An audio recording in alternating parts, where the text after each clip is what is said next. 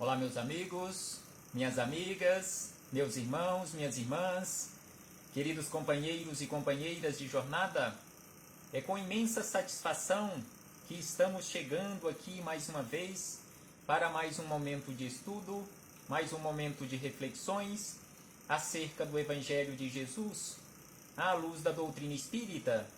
E por isso, mais uma vez agradecemos a Deus, agradecemos a este Pai de infinita bondade, infinita misericórdia, infinito amor, em especial e acima de tudo, pela dádiva da vida.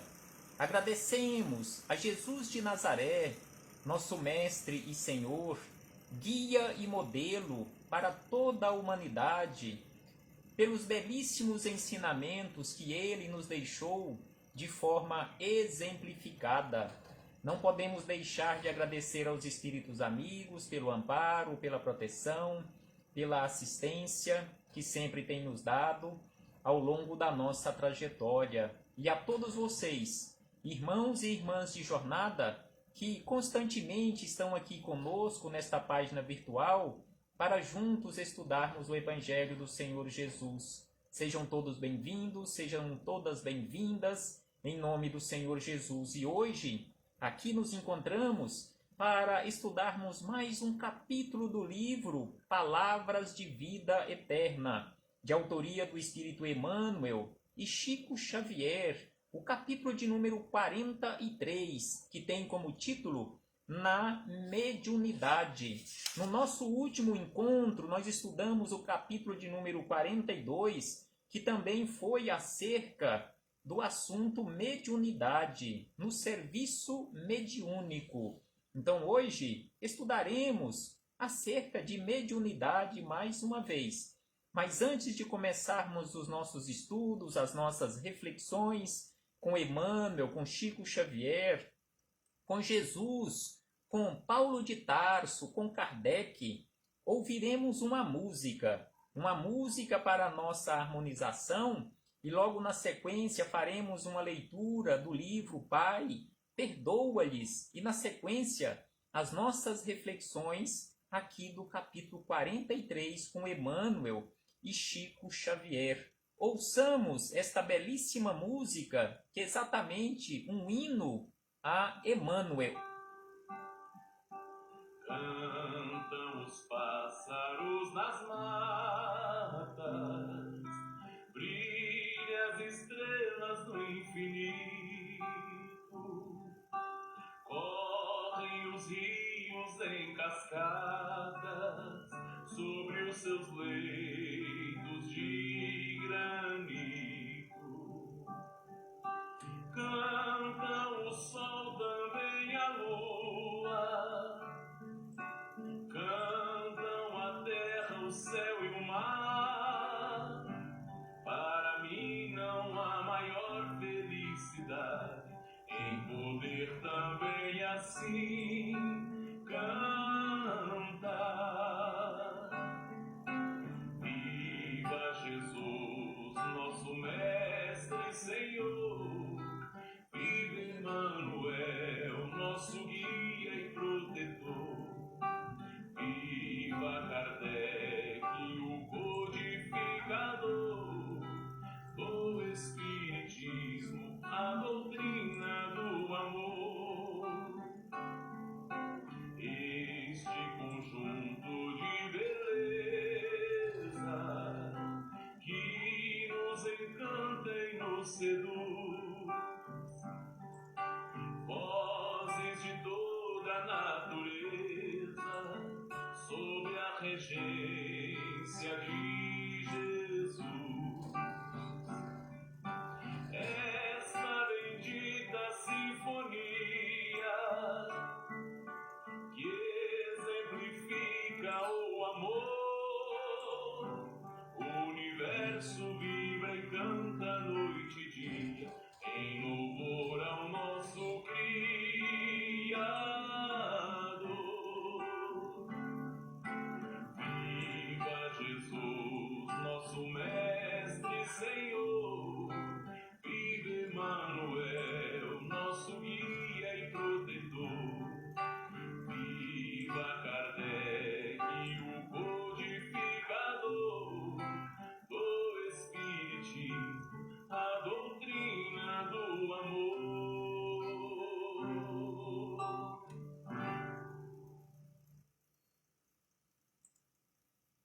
Uma boa tarde a todos vocês mais uma vez. Sejam todos bem-vindos, sejam todas bem-vindas, em nome do Senhor Jesus, e que possamos aproveitar da melhor maneira possível estes minutos que nos foram reservados aqui no relógio do tempo como oportunidades para os nossos estudos, para as nossas reflexões.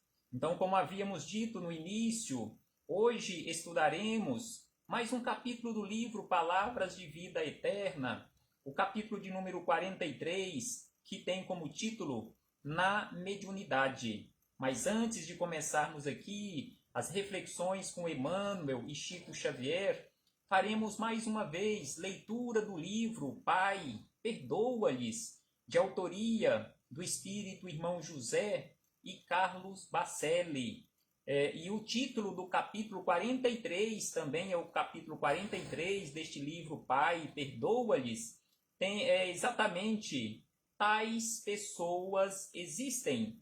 Então aqui, Irmão José nos traz belíssimas reflexões acerca do nosso comportamento. Então aqui ele nos diz que existem pessoas que experimentam certo regozijo em torno de notícia escandalosa que circula sobre a vida de alguém.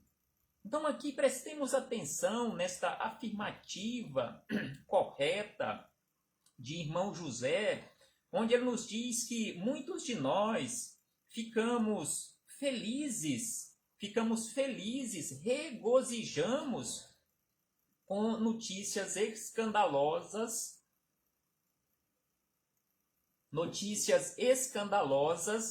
acerca de determinadas pessoas ou acerca das pessoas. Então aqui ele acrescenta que em muitas situações nós ficamos felizes intimamente porque aquele a quem considerávamos na condição de rival tombou no campo de luta. Então aqui ele nos fala de uma felicidade tola que em muitas situações, muitos de nós, conforme o título do capítulo, pessoas existem, ou seja, muitos de nós que ficamos felizes quando aquele ou aqueles que nós classificamos como nossos rivais tombam no campo de luta.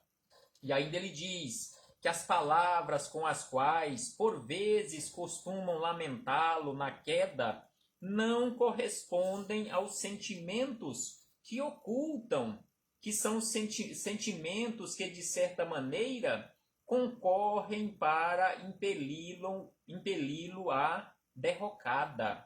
E ainda ele acrescenta que às vezes tanto esperavam pelo seu fracasso que a pretexto de solidariedade não hesitam em ir comprovar por si mesmas que finalmente fulano caiu. Então aqui ele nos fala que muitos de nós ficamos felizes e não hesitamos em irmos pessoalmente comprovar por nós mesmos que fulano caiu e ficamos felizes quando isto acontece. E aí ele encerra dizendo, é que tais pessoas, infelizmente, apenas conseguem ser maiores quando por força das circunstâncias alguém se torna menor. Então aqui ele nos chama a atenção que quando nós nos comportamos assim, é devido à nossa ignorância, à nossa teimosia em ainda continuarmos neste campo de inferioridade, onde nos sentimos felizes, nos sentimos maiores, quando alguém cai e fica numa condição de inferioridade àquela que nós nos julgamos nos encontrarmos. Então aqui prestemos atenção e reflitamos acerca destas palavras, porque conforme ele diz no texto do capítulo, tais pessoas existem que ficam felizes com a desgraça do outro ou com a desgraça dos outros, com notícias infelizes acerca de outras criaturas, que possamos sair deste campo de inferioridade e não nos sentirmos felizes quando um nosso irmão de jornada cair. E aqui chegamos nas palavras de Emmanuel para mais uma vez estudarmos acerca de mediunidade. Conforme já havíamos dito no início das nossas reflexões, que no nosso último encontro nós havíamos estudado acerca do capítulo 42, que também foi acerca de mediunidade. Então aqui chegamos para estudarmos este capítulo 43, também sobre mediunidade. Então aqui ele nos chama a atenção, no caso Emmanuel, destacou para nos chamar a atenção e fazer reflexões acerca neste capítulo 43, exatamente palavras de Paulo, na segunda epístola aos Coríntios, no capítulo 4, no versículo de número 7, quando Paulo disse aos coríntios e a todos nós: temos, porém, este tesouro em vasos de barro, para que a excelência do poder seja de Deus e não de nós. Então aqui, Paulo de Tarso, escrevendo aos coríntios acerca de mediunidade, então ele disse aos coríntios e a todos nós que este tesouro que nós conhecemos com o nome de mediunidade, ele se encontra em um vaso de barro, ele se referindo ao nosso corpo físico, que é o instrumento que utilizamos provisoriamente para manifestar estas faculdades mediúnicas. Mas, sem sombra de dúvida, conforme ele nos diz aqui, todo o poder, toda a excelência provém de Deus e não desse vaso de barro, ou seja, e não de nós. Então, no último capítulo 42, onde Emmanuel estudou exatamente as palavras de Paulo, naquele primeiro livro dos médiuns que foi escrito por Paulo, também na sua epístola aos Coríntios, na primeira epístola aos Coríntios, onde ele traçou uma série de orientações acerca de reunião mediúnica, o nosso comportamento em uma reunião mediúnica para todos aqueles médiuns que participam ou que venham participar de uma reunião mediúnica, que são aqueles mesmos ditames, aquelas mesmas orientações que nós encontramos em O Livro dos Médiuns.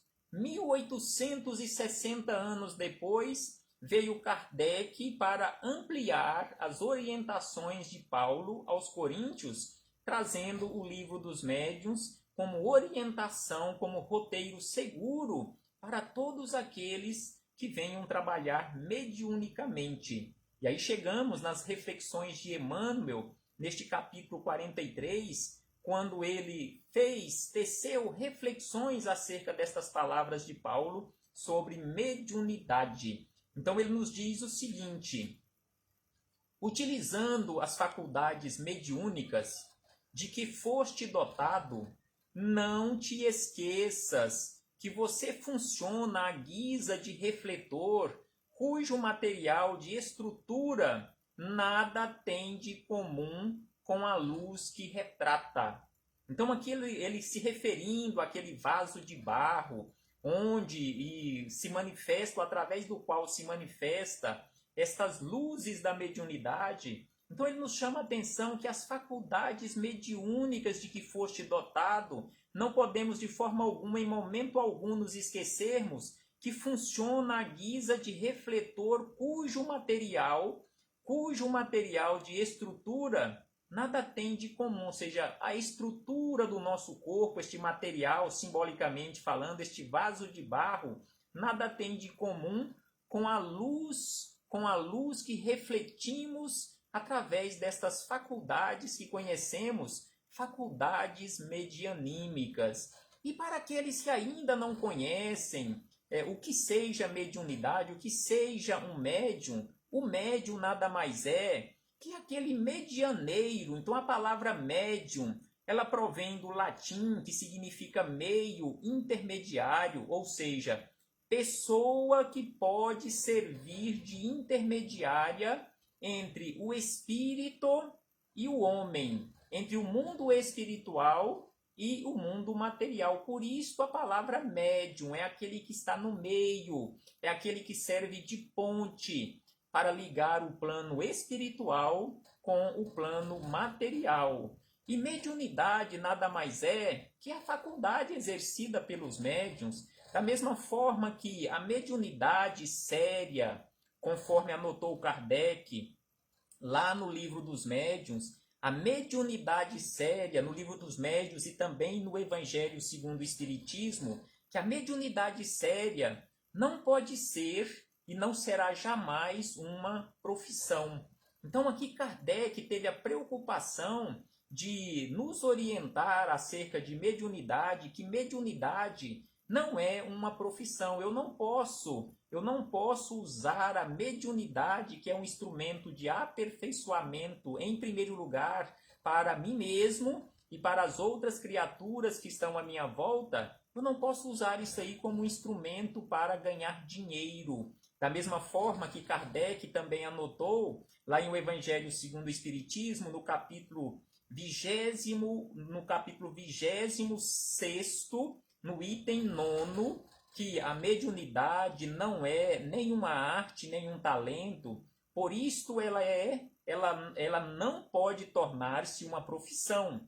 Não existe senão pelo concurso dos espíritos. Não existe mediunidade, não existe manifestação mediúnica sem o concurso dos espíritos. Porque se eu digo que estou tendo uma manifestação mediúnica e não tenho a participação de um espírito do plano espiritual, só mesmo o meu espírito, eu que sou um espírito encarnado, então eu estou mentindo. Eu estou usando de meios que não são legais, que não são lícitos, são meios mentirosos para falar que estou tendo uma manifestação mediúnica. Então aqui Kardec nos chama a atenção que não existe mediunidade sem o concurso dos espíritos. E aí voltamos às palavras de Emmanuel, onde ele nos diz na sequência o seguinte, que o espelho, seja de metal ou de vidro, detém os raios solares, sem comungar-lhes a natureza. E o fio simples transmite o remoinho eletrônico sem partilhar-lhe o poder. Então aqui ele traz como simbologia, fazendo aqui esta análise e usando estes dois materiais, o espelho e o fio que conduz a eletricidade, o espelho que reflete os raios do sol, sem ao mesmo tempo comungar-lhe a natureza, e o fio que transmite ou conduz a eletricidade sem partilhar-lhe o poder. Assim é o nosso corpo físico. Assim é este instrumento, este vaso de barro, que é utilizado provisoriamente nesta condição de refletor da luz que provém do plano espiritual. Mas nós sabemos, conforme anotou Kardec em suas orientações, assim como Paulo também na primeira epístola aos Coríntios, nos capítulos 12, 13 e 14, que quanto mais estudarmos, quanto mais educarmos-nos, quanto mais nos esclarecermos, melhor será este instrumento para as manifestações mediúnicas. Então aqui Emmanuel nos diz na sequência o seguinte sobre o espelho e sobre o fio condutor. Exatamente conforme eu havia dito anteriormente sobre este preparo do vaso, deste vaso de barro, deste corpo físico, da educação mediúnica. Então ele nos diz que, entretanto, se o espelho jaz limpo, ou seja, se o espelho está limpo, consegue reter a bênção da claridade. E se o fio obedece à inteligência que o norteia, converte-se em portador da energia. Então, se o fio ele está preparado, ele não foi cortado, não foi rompido, da mesma forma que o espelho, não tendo nenhuma sujeira, ele está limpo, sem sombra de dúvida que tanto o espelho para refletir a luz do sol, como o fio para conduzir a eletricidade, eles serão bons instrumentos para as suas finalidades. E aí ele diz na sequência, assim também a mediunidade, pela qual, sem maior obstáculo, te eriges em mensageiro de instrução e refazimento, esperança e consolo. Então a mediunidade, ela está conosco desde quando nós estamos animando corpos físicos, desde quando existe o ser humano na face da Terra, existem manifestações mediúnicas. Por que a manifestação mediúnica ou a mediunidade, ela não foi criada ou ela não foi inventada, vamos colocar este inventar entre aspas, por Kardec? Não, de forma alguma. Mediunidade existe desde quando existe o ser humano na face da Terra, porque a manifestação mediúnica ou a mediunidade, ela é do espírito. Ela precisa de um corpo preparado, cada vez mais preparado e melhor preparado. Melhor será a manifestação mediúnica, mas a manifestação mediúnica, conforme vimos anteriormente, ela não prescinde, ela precisa de um espírito. Não existe manifestação mediúnica sem a participação do espírito, ou seja, a manifestação mediúnica é mente a mente. O espírito desencarnado com o espírito encarnado que está usando este corpo físico. Então, existe comunicação mediúnica desde quando existe o ser humano na face da Terra. E como nós sabemos, a Bíblia, desde o Antigo Testamento, ela toda foi escrita com bases em manifestações mediúnicas. Jesus mesmo nos mostrou manifestações mediúnicas belíssimas, conforme nós temos a mais bela de todas, a transfiguração, lá no Monte Tabor, onde ele convidou 2 apóstolos para ir com ele até o monte, e lá aconteceu a mais belas das comunicações mediúnicas com o próprio Cristo.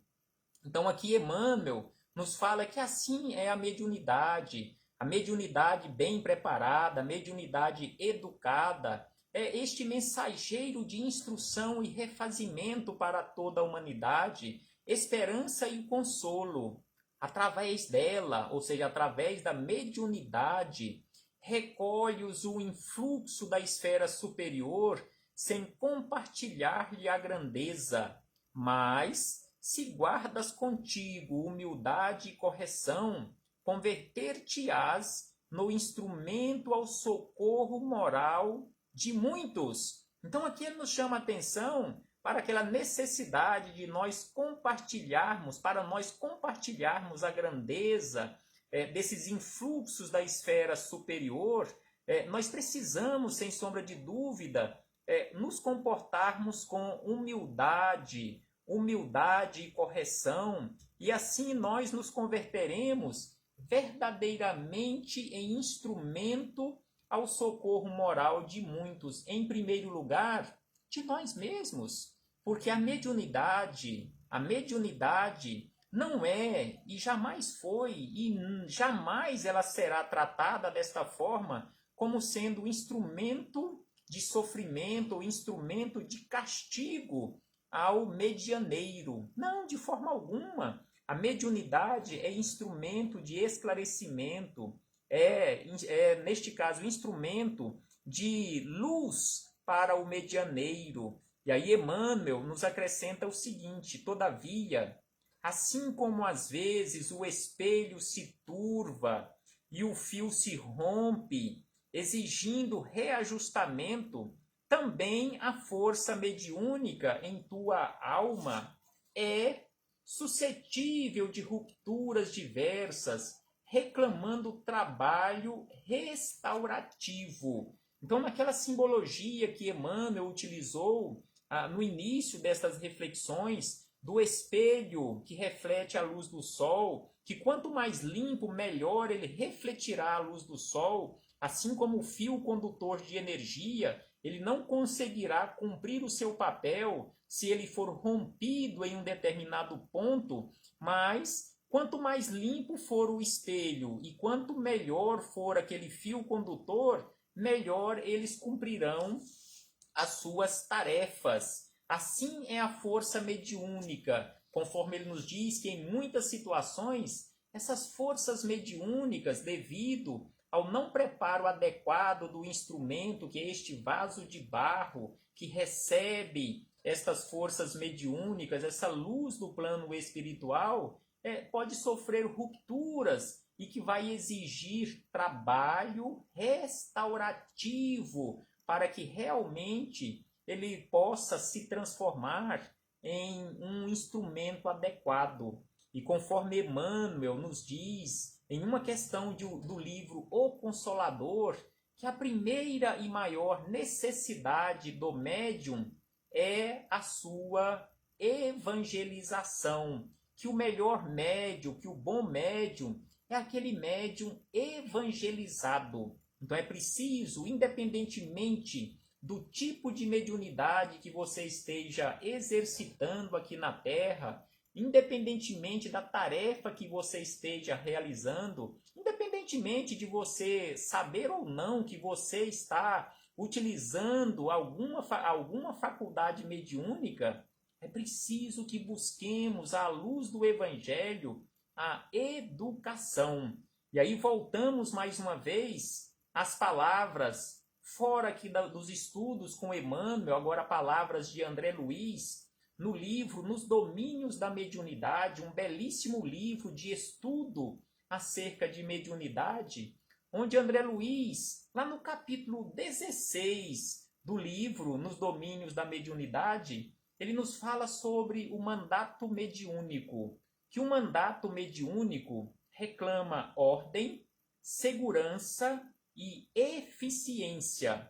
Então aqui ele nos fala, ele classifica a mediunidade como sendo um mandato. E para cumprirmos este mandato mediúnico de forma serena, de forma correta, de forma tranquila, é preciso que tenhamos constantemente ordem, segurança e eficiência, com base no Evangelho de Jesus. E ele acrescenta, não se pedirá a cooperação sistemática do médium sem oferecer-lhe necessárias garantias. Os orientadores da espiritualidade procuram companheiros e não escravos. Então, estes trabalhadores do plano espiritual, eles constantemente estão com disposição firme em nos auxiliar e eles não estão em busca de escravos, mas de companheiros para serem estes instrumentos para trazer para o plano físico as orientações que todos nós precisamos. E ainda André Luiz nos diz que o médium digno da missão, então mediunidade é uma missão aqui na Terra, então ele diz que o médium digno da missão, do auxílio, não é um animal subjugado à canga, mas sim um irmão da humanidade e um aspirante à sabedoria. E ele diz que deve trabalhar e estudar por amor. Então, a primeira necessidade do médium, conforme falamos anteriormente nas palavras de Emmanuel, lá no livro Consolador, a primeira e maior necessidade do médium é o estudo, acompanhado, sem sombra de dúvida, do trabalho. É preciso estudar para saber utilizar corretamente este instrumento que nós temos à nossa disposição, o chamado sexto sentido, para a nossa iluminação. E ainda, André Luiz nos diz que um mandato mediúnico é uma delegação de poder obtida pelo crédito moral, sem ser um atestado de santificação. Então aqui ele nos lembra que o mandato mediúnico não é um atestado de santificação.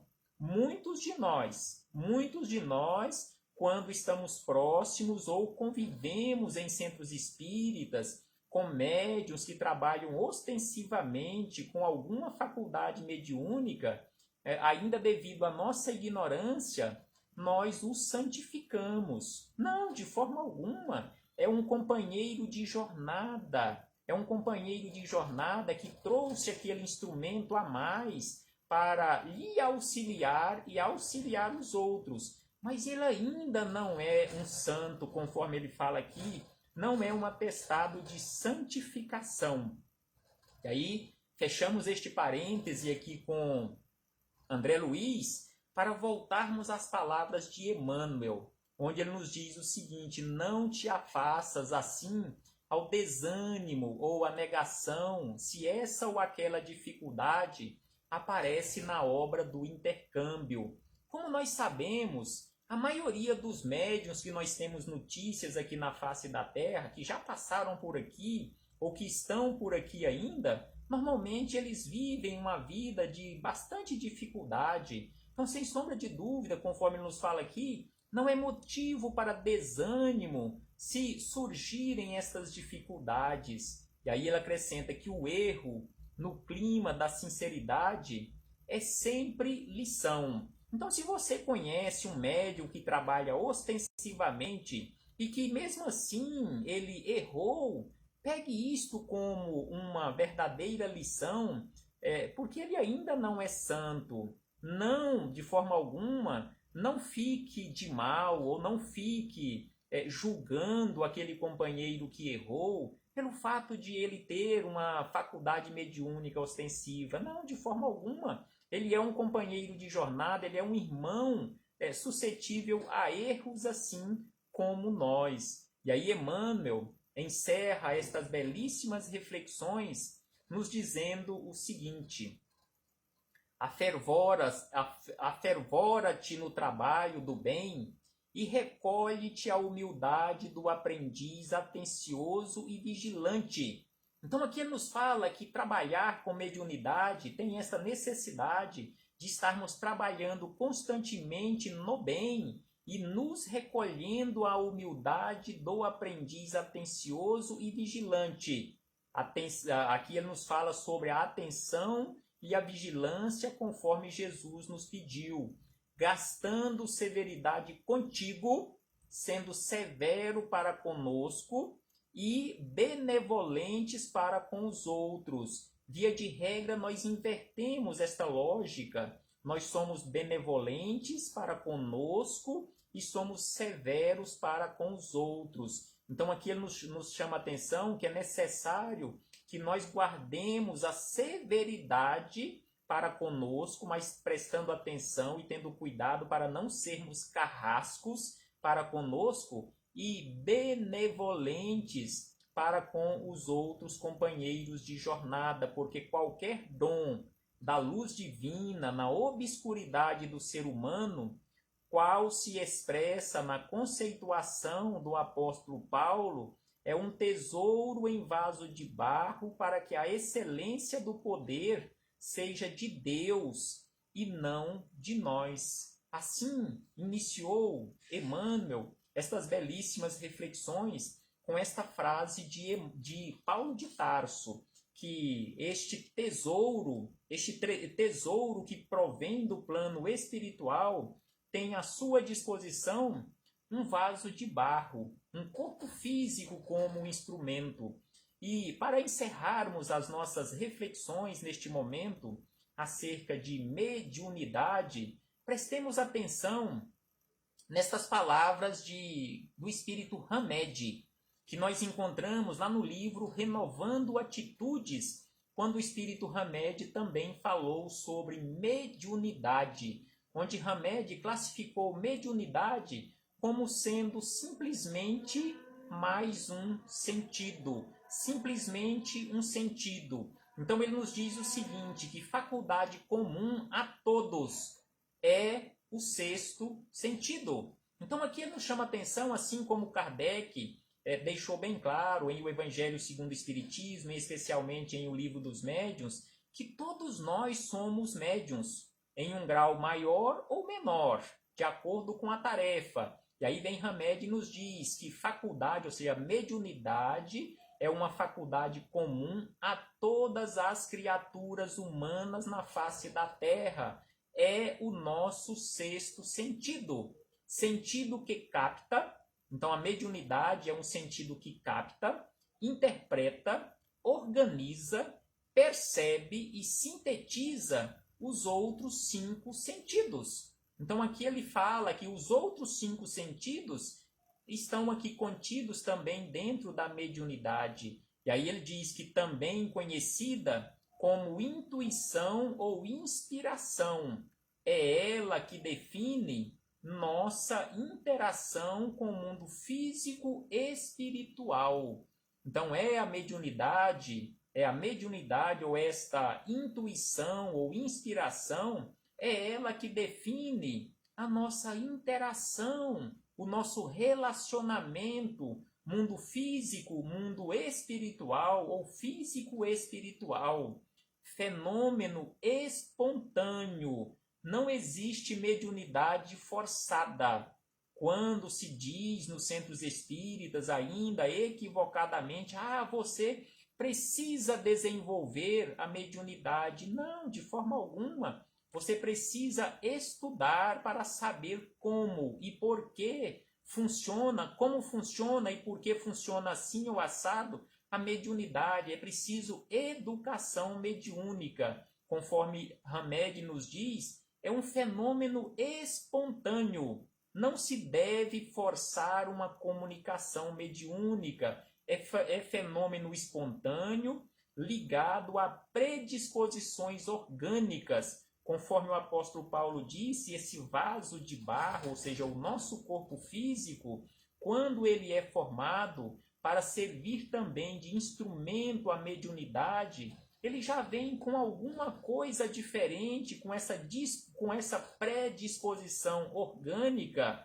para o indivíduo utilizar essa predisposição, esse preparo a mais, conforme um companheiro de jornada, ele costuma dizer como se fosse um chip, um algo a mais que ele traz desenvolvido, além das criaturas comuns que não vieram com a missão ou com a tarefa de desenvolver ou trabalhar com a mediunidade. Então é um fenômeno espontâneo ligado a essa predisposição orgânica dos indivíduos. E é importante nós também lembrarmos que no grupo espiritista ou no grupo espírita, o obreiro deve partilhar das tarefas, ele deve doar-se, ele deve dar o exemplo de amor evangélico, aprendendo, ensinando e servindo, trabalhando constantemente. Ele deve oferecer aquele trabalho devoção e não o trabalho obrigação.